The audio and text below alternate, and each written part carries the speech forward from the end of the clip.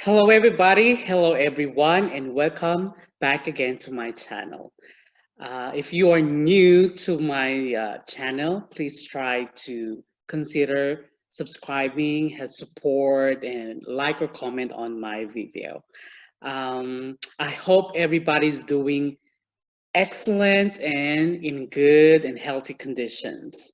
So for today's video, I am going to share to you guys what are the things that I do when I take the exam on NCLEX and what are the tips that I could recommend to you in answering SATA or the select all that apply questions on NCLEX exam.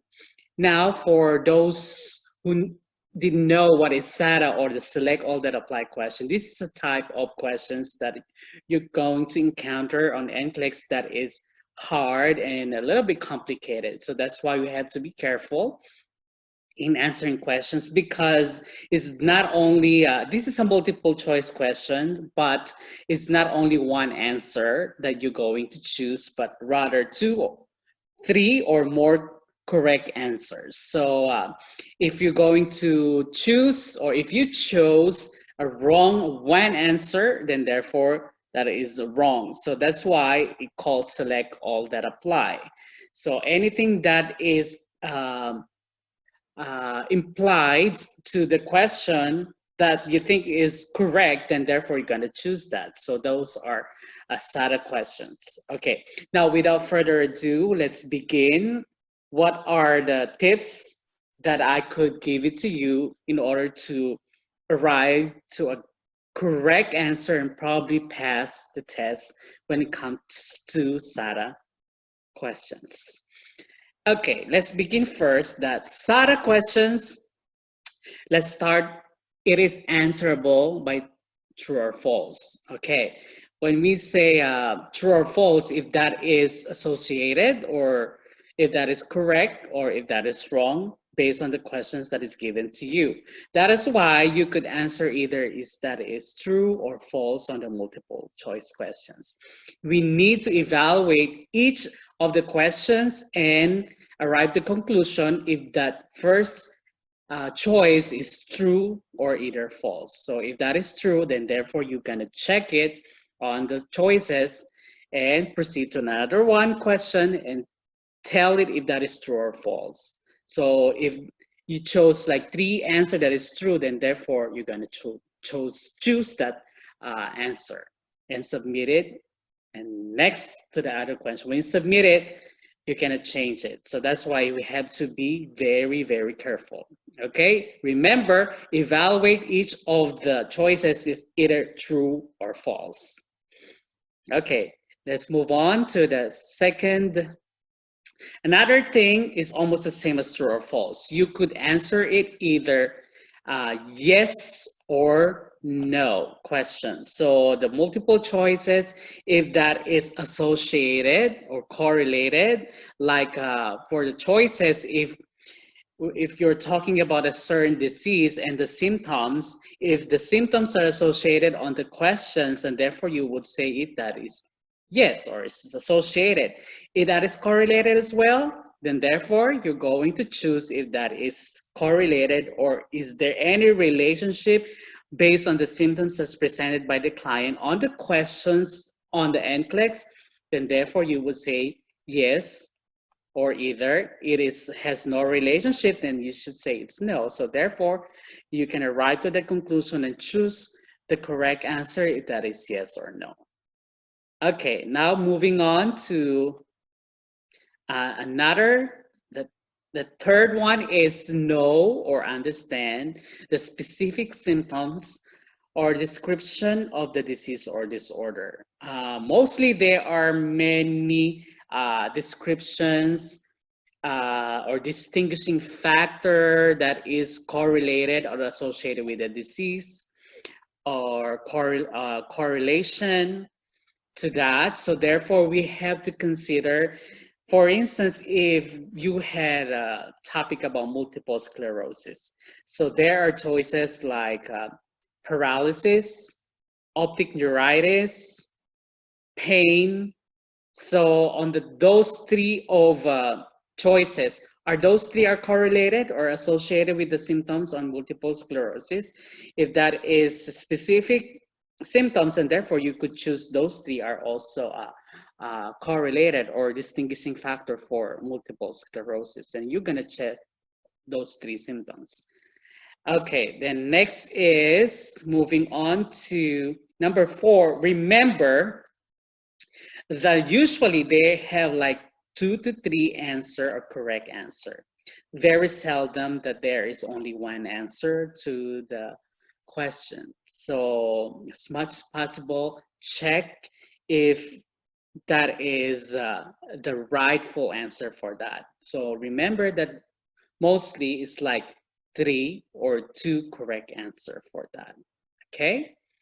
Now moving on to number 5, practice tests. Okay, now in order for you to be familiarized with SATA, you have to practice questions regarding about select all that apply questions in order for you to easily attack the questions during the what I call it the test. So I recommend you to have UWorld. It's a little bit pricey, but you will be familiarized and you'd be able to be more confident during the test.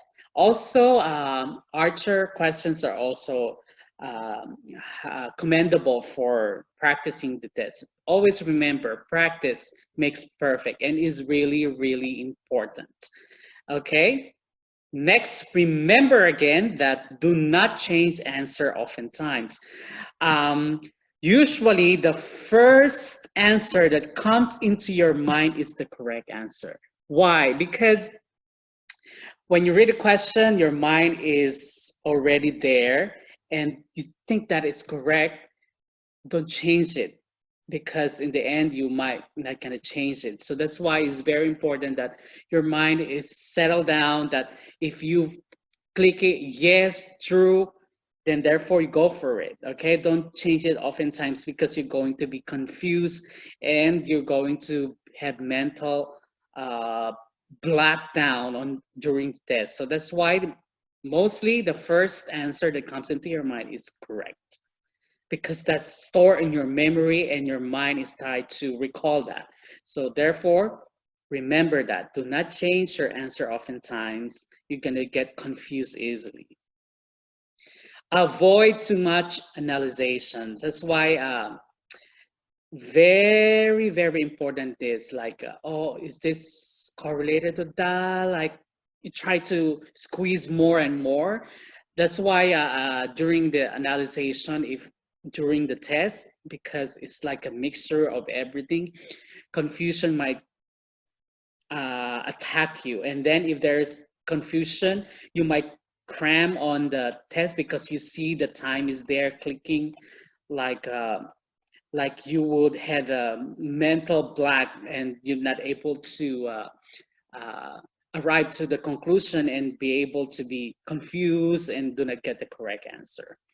Okay, so too much analyzation. Anyway, that anything that is too much is not good. Just try to calm and relax and try to remember as much as possible. If you don't remember anything, then therefore you have to move on, because it's a time question. So move on to the next round of the question and you might probably get the correct answer if not. So, okay.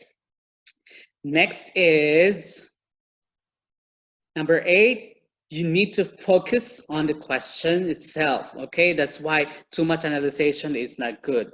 Especially on the questions that are misleading questions, like if they are exempt, if they are like not included, or if they are included, sometimes you could have a mixture of that. So also don't hurry yourself like reading. You had to slowly read the question, focus on the question, avoid like cramming and hurrying, because you might not understand the question, especially if those test takers that are bilingual like me. So you need to convert. Sometimes there are like English that is hard to understand, so you have to convert into your own language. So therefore, do not hurry yourself. Give ample time, enough for you to understand the question and focus specifically on that question. Okay, because misleading questions and hurrying could lead to incorrect answer, and that would cause harm or not able to pass the exam. Okay, usually what I recommend is read it twice. Okay, read the question and then the choices, and if you didn't get it, then read it again, slowly but surely, so you will get the exact question that is asking for you and get the correct answer. Okay, next, this is very important, okay? Build strong foundation of concepts. Okay, now the concept itself is very important because that's how you are trying to get the correct answer. The foundation of understanding the concepts is very important. That would, even though they mix it with a lot of things going on the question, they cannot confuse you because you know what is the rightful answer. So therefore, how to get that concept is easily understood. Therefore, you have to read 2 to 3 times or the concepts. Okay, me, what I do is like if I finish it, then I had to read it back again. Now anyway, when in the beginning is very hard because specifically if you are out of I mean like out of school for a long time, out of profession for a long time, like me, like 12 years, so I have to read it back, so it's very hard, especially when you are working.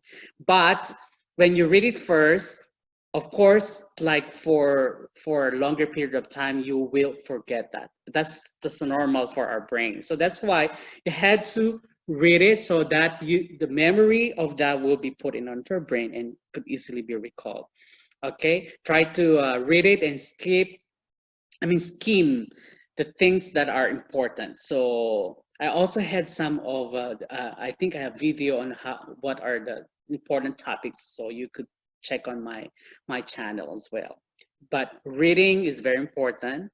Some people also good on listening, and then listen that for 2 to 3 times. Like there are audio that is helpful for you. Some people could easily absorb that for listening.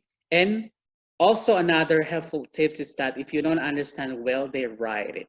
Me, what I do is I write it. If I able to understand, I write it down, the important topics, and then it's very effective that you could recall it easily because your mind tried to recall everything that you studied, especially during the test.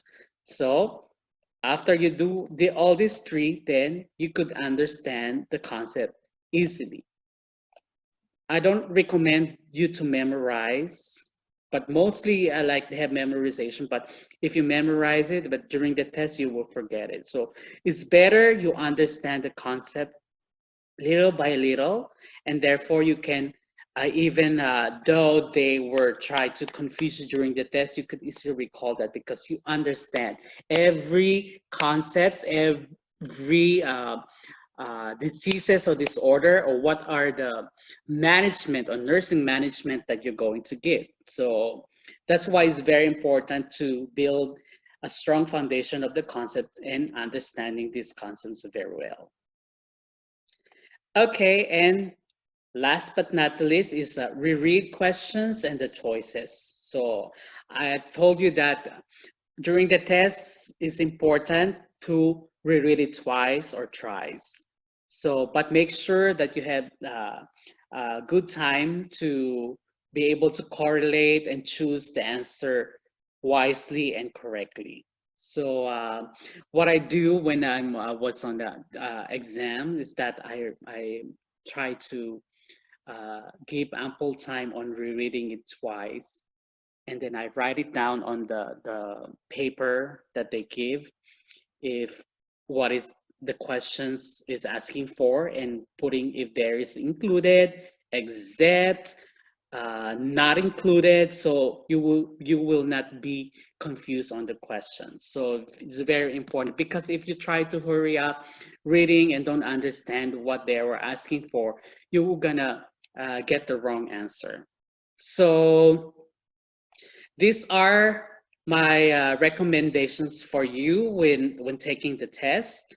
Don't be afraid or shocked when you encounter a lot of SATA questions. So me, I got like 23, I think 23 or 25 SATA questions, and I'm delighted for that, because you know, when SATA questions appear on your test or the screen of your test, it means that the question is getting hard. So it's a challenge question on the test because you're getting it correctly. So it means they're giving you a harder question because you easily answered the question correctly. So that would have the standardized uh,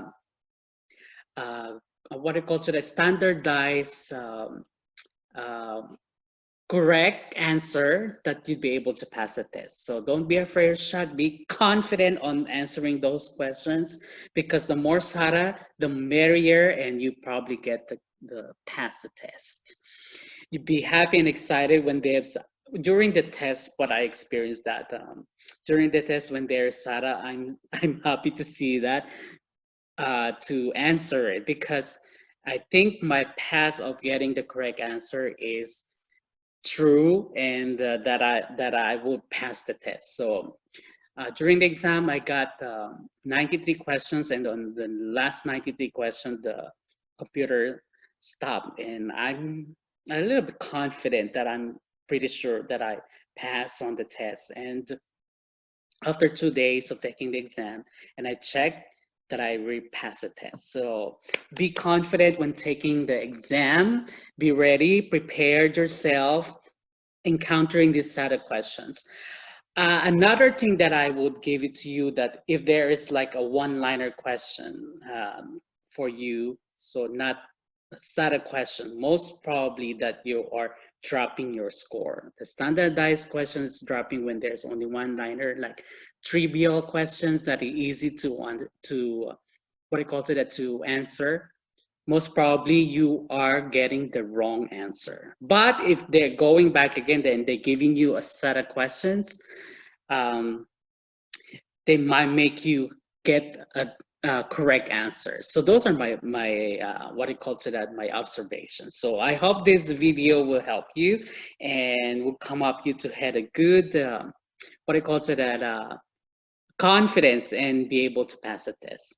Thank you, and I hope you enjoy and be able to learn on this topic. Have a wonderful day to each and everyone, and God bless you people.